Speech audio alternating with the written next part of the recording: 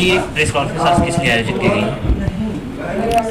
है? देखिए, सबसे पहले तो मैं ये वजह बताने के पहले आज हमारे जो पुराने साथी हैं आदरणीय सोनीलाल पटेल जी, आज उनका जन्मदिन है। तो आपके माध्यम से मैं अपने सारे साथियों को, भागीदारी संकल्प मोर्चा के साथियों को आदरणीय सोनीलाल पटेल जी के जन्मदिन पर बधाई देता हूं और सबसे अपील करता हूं कि आदरणीय सोनीलाल जी का जो सपना था, उस सपने को साकार करने के लिए जो उन्होंने गरीब और कमज़ोर के लिए, किसान के लिए, मजदूर के लिए काम किया, उस सपने को पूरा करने के लिए सब लोग उनके बताए हुए रास्ते पर चलें। और दूसरा जो आपने कहा कि आज का प्रेस कॉन्फ्रेंस बुलाने का मतलब था, हम लोगों ने भागीदारी संकल्प मोर्चा का गठन लगभग दिसंबर से 2 महीने पहले हम लोगों ने किया था और 14 दिसंबर को हम लोगों ने बलिया सुखपुरा में एक प्रोग्राम किया था आदरणीय ओम प्रकाश राजभर जी की देख रेख में। उस समय हमारी वार्ता श्रीमती कृष्णा पटेल जी से शुरू हुई थी, पूरी हो नहीं पाई थी, और जब से पूरी हुई हम लोगों ने 28 मार्च को या 25 मार्च को शायद हम लोगों ने प्रेस कॉन्फ्रेंस रखा, उसी समय लॉकडाउन हो गया। तो हम लोग इसकी घोषणा नहीं कर पाए थे। तो हम लोगों ने सोचा कि आज सोनीलाल जी का, आदरणीय सोनीलाल जी का जन्मदिन भी है, बनारस उनका कार्यक्षेत्र भी रहा है, आप भी आती रही हैं। तो जब हम लोग वहाँ चल रहे हैं तो सब लोग साथ मिल करके, आप साथियों के साथ भी हम सामने आ जाएं, तो और हमारे साथियों को, कार्यकर्ताओं को ये जानकारी हो जाए कि जो हमारे भागीदारी संकल्प मोर्चा में हमारे अपना दल की श्रीमती कृष्णा पटेल जी शामिल है। पूर्वांचल का पूर्वी क्षेत्र आप सत्ता में रह चुके हैं, प्रदेश को भी चला चुके हैं, कानून व्यवस्था कैसी लग रही है मौजूदा जो भी सरकार की? नहीं, कानून व्यवस्था के बारे में मैं तो कहूँगा, लेकिन मुझसे बेहतर आप जानते होंगे। आपके जौनपुर में एक निषाद समाज की बेटी से रेप हो गया और फिर उन्हीं लोगों ने उसको सुबह साबुत न रह जाए तो दफना दिया। वहीं जौनपुर में एक बच्चे को गोली मार दी गई मौर्य समाज के। प्रतापगढ़ में क्या घटना हुआ हमारे पटेल समाज के साथियों के साथ। 3 दिन बाद यादव समाज के लोगों को मारा गया, बुरी तरह, एक मर गया, 3 घायल हो गए। मौर्य समाज के लोगों को मारा गया और उन्हीं के ऊपर मुकदमा लिख के उन्हीं को जेल में बंद कर दिया गया। एक पाल समाज की लड़की के साथ छेड़छाड़ हो गई। कौन सा ऐसा जिला है जिसमें इस लॉकडाउन के दरमियान वीकर सेक्शन के साथ, कमजोर तबके के साथ उन लोगों ने उत्पीड़न नहीं किया जो अपने आप को कहते हैं कि हम सत्ता में हैं? पूरे जिले में बड़े पैमाने पर माफियागर्दी, गुंडागर्दी, गरीबों का उत्पीड़न, पिछड़ों का उत्पीड़न, दलितों का उत्पीड़न बड़े पैमाने पर। तो भागीदारी संकल्प मोर्चा की तरफ से आज 2 जब हम लोगों ने शुरू कर दिया है 7 महीना 8 महीना पहले। क्या भागीदारी संकल्प मोर्चा ने 22 की तैयारी 8 महीने पहले से शुरू कर दी और पूरी जोर शोर से शुरू किया। अन्य पार्टियों के साथ संपर्क साधा जा रहा है या खुद आप लोग? नहीं, हम लोग 8 पार्टियों के लोग मिले हुए हैं और जो हमारी विचारधाराओं से सहमत साथी होंगे, अगर बात बनेगी तो उनसे भी बात की जाएगी। एक लास्ट, तीसरा मोर्चा बना, सक्सेस नहीं हुआ, भागीदारी मोर्चा अब आपके द्वारा सुनने को मिल रहा है। देखिए, अगर हम आपसे कहेंगे, कांग्रेस है, कांग्रेस के साथ भी 15, 20, 25 पार्टियां हैं, बीजेपी के साथ भी 22, 23 पार्टियां हैं, हमारे साथ भी तो 8 पार्टियां हैं। हम लोगों की कोशिश, तो आप हमारा मनोबल क्यों गिराते हैं?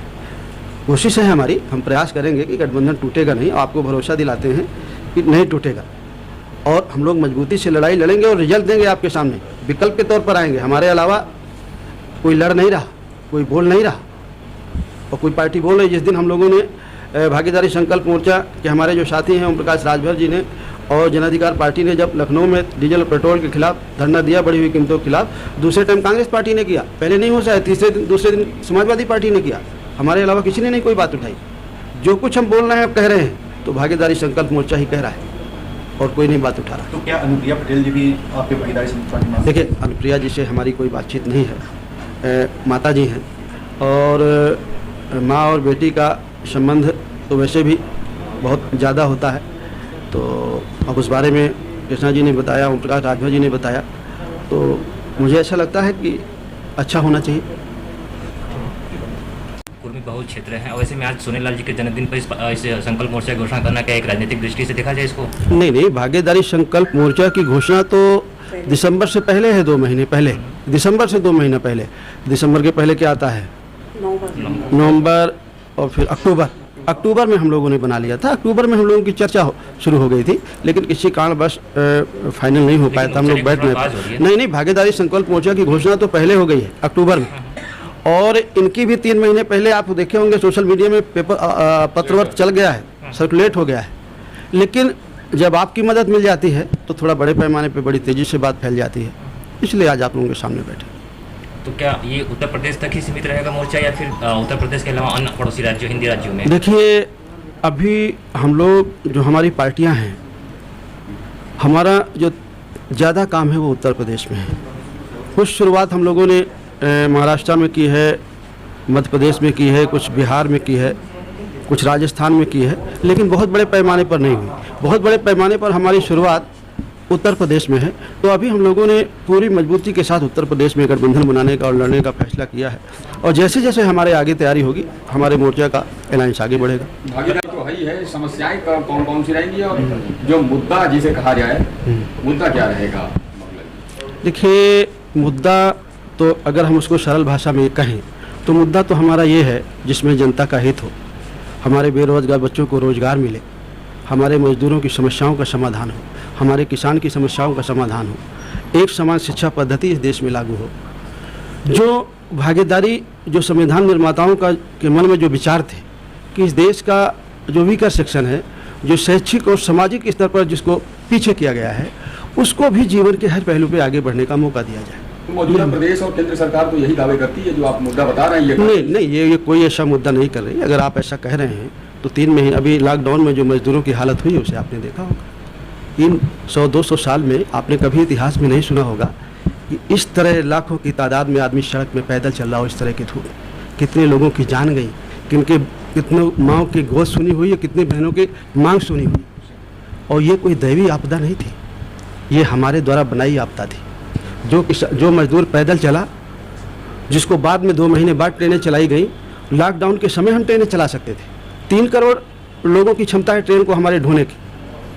हर सरकार के पास 10,000 20,000 बसें हैं, प्राइवेट बसें हैं, ट्रकें हैं, जो सरकार दिक्कत के समय कभी भी हायर कर सकती है, और मुश्किल से 5 दिन में सब मजदूर अपने घर चले जाते हैं। लेकिन सरकार ने ऐसे नहीं किया, ऐसे छोड़ दिया मजदूरों को सड़कें में 1000 किलोमीटर, 500 किलोमीटर, 200 किलोमीटर। ऐसे कहाँ सोचती है सरकार? अगर सरकार सोचती होती तो ये हम लोग नहीं कर पाते। जब दुनिया के देशों में, दुनिया में तस्वीरें गई हैं मजदूरों की, तो दुनिया के लोगों ने कहा है कि क्या हो रहा है भारत में तमाशा, तब ट्रेनें चालू हुई।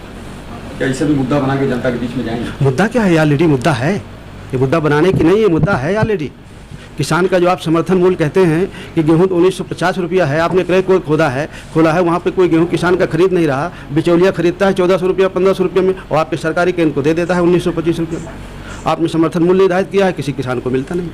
किसान को फसल का उसकी उचित रेट नहीं है, खाद बीज की इतनी कीमत आपने बढ़ा दी है, पेट्रोल डीजल की आपने कीमत इतनी बढ़ा दी है, अंतर्राष्ट्रीय बाजार में तेल की कीमत शून्य है। कांग्रेस जब 6 साल पहले थी तो 130 रुपया से 170 रुपया बैरल तेल था, तब 60 रुपया के करीब, 65 रुपया के करीब, 55 रुपया के करीब तेल था। आज शून्य है अंतर्राष्ट्रीय बाजार में तेल की कीमत, और 80 रुपया में तेल है। हर देश के हमारे सभी किनारों पे 20 से 25 रुपया, कहीं पे 40 रुपया डीजल पेट्रोल की कीमतें कम हुई हैं। लेकिन भारत एक अकेला देश है जहाँ पे कीमत बढ़ाई जा रही है। जहाँ शून्य कीमत है तहाँ तेल की कीमत बढ़ाई जा रही है, और जब तेल की कीमत बढ़ेगी तो उसका असर आपके भी घर में पड़ेगा, आपके भी घर में पड़ेगा, आपके भी घर में पड़ेगा। माल ढुलाई महंगी होगी, जो सामान हम घर में अपने लगाते हैं। इसका मतलब ये हम कह सकते हैं कि लॉकडाउन में जो राजस्व प्राप्त नहीं हो रही थी सरकार को, क्या हुई है, पहले से शामिल रही हैं। वैसे में तो बाबू सिंह कुशवाहा जी और ओम प्रकाश जी अलग अलग सरकार में मंत्री रहे, पूर्व मंत्री रहे, और आप रहे नहीं। ये लोग दूसरी पार्टियों से अलग होकर खुद की पार्टी बनाए, अलग अलायंस में होकर अलग हुए हैं। ऐसे में कितना विश्वास होगा आपके साथ इस भागीदारी संकल्प मोर्चा को लेकर? देखिए, सबसे पहले तो मैं आज यहाँ जो आई हूँ, आने का जो कारण है, ऐसा का डॉक्टर सोनीलाल पटेल की जयंती है। हम लोग उसमें इकट्ठा हुए हैं, हम लोग आए हैं, तो आज उनकी जयंती कर रहे हैं। ये जयंती यहाँ नहीं, पूरे प्रदेश में हो रही है, और ये डॉक्टर पटेल की कर्मभूमि रही है, बनारस की धरती। तो यहाँ हम लोग इकट्ठा हुए हैं। और जो आपने ये मोर्चे की बात कही है, तो ये मोर्चा हमारा लंबे समय तक चलेगा, क्योंकि हम लोग एक विचारधारा के लोग हैं। और ओम प्रकाश जी तो हमारे बेटे की तरह हैं, और एक लंबे समय से डॉक्टर साहब के साथ इन्होंने काम भी किया है, इसलिए हम लोग एक परिवार की तरह हैं, और इसको एक परिवार की तरह चलाने का प्रयास करेंगे। मतलब आगे की सरकारों में आप लोग को देखने को मिलेगा? हम लोग का पूरा प्रयास रहेगा कि हम लोग लंबे समय तक चलें। जिस तरह से बात अभी की जा रही थी अनुप्रिया पटेल जी को, तो क्या मतलब आपको ऐसा लगता है कि जिस तरह से सोनीलाल पटेल जी ने पार्टी को आगे बढ़ाने के लिए किया था, और वहीं पे अगर अनुप्रिया पटेल जी अगर जो है वो उस आपसे मतलब अलग होकर के उन्होंने मतलब अदर्स पार्टी में वो चली गई, तो क्या भविष्य में आने की संभावना है उनकी? बच्चे हैं, कभी कभी बहक जाते हैं, और उम्मीद है कि शायद वो आगे मेरे ही साथ हो गए। क्या कोई संपर्क हुआ है आप लोगों से अभी तक? नहीं, संपर्क को क्या, बच्चे हैं तो संपर्क कोई माँ बाप को थोड़ी छोड़ता है। मतलब ये विश्वास है कि सुबह का भूला शाम को वापस आ सकता है? आ सकता है। एक आखिरी सवाल, ये चुनावी गठजोड़ है या फिर दिलों का गठबंधन? ये दोनों गठबंधन है, चुनावी भी है, दिलों का भी है। नहीं, ऐसे बहुत सारे गठबंधन चुनाव के बाद टूटते हुए देखने को मिले, तो क्या इसमें भी ऐसा देखने को मिला? पूरा प्रयास रहेगा, हम लोग का गठबंधन नहीं टूटेगा। आगामी चुनाव में बिहार चुनाव को लेकर या फिर यूपी, स्पेशली यूपी के चुनाव को लेकर क्या मुद्दे होंगे आप लोग के? देखिए, जो इस प्रदेश में, इस देश में जो वंचित समाज है अपने अधिकार से, चाहे वो शिक्षा हो, स्वास्थ्य हो, रोजगार हो, ये हमारे ज्वलंत मुद्दे हैं। रोटी, कपड़ा, मकान, शिक्षा, दवाई, ये सबसे पहले गरीबों को ये चीज़ चाहिए। इसको लेकर के हम लोगों ने भी तय किया है कि देश में वही तरक्की कर सकता है देश, प्रदेश, समाज जिसमें शिक्षा हो। शिक्षा दो तरह की है, हम लोग समान शिक्षा चाहते हैं। रोजगार के सवाल पे आपने देखा कि लगभग जो वर्तमान सरकार के बयान आ रहे हैं, प्रधानमंत्री जी ने बयान दिया कि हम नोटबंदी के बाद 3 लाख फैक्ट्री बंद कर दिया। लोकसभा के अंदर प्रश्नकाल के दौरान जवाब दिया निर्मला सीतारमण जी ने कि जीएसटी और नोटबंदी से मिला करके 6 लाख कंपनियां बंद हो गई। तो कंपनी में काम कौन करता है? गरीब, कमजोर किसान का बेटा जाके काम करता है। तो इनको काम से हटा दिया। जो देश में दुर्दशा है, उस दुर्दशा को ठीक करने के लिए हम लोग भागीदारी संकल्प मोर्चा बनाए। तो क्या आप लोग उत्तर प्रदेश के साथ साथ बिहार में भी चुनाव लड़ेंगे? बिल्कुल, देश में लड़ेंगे, बिहार का है क्या?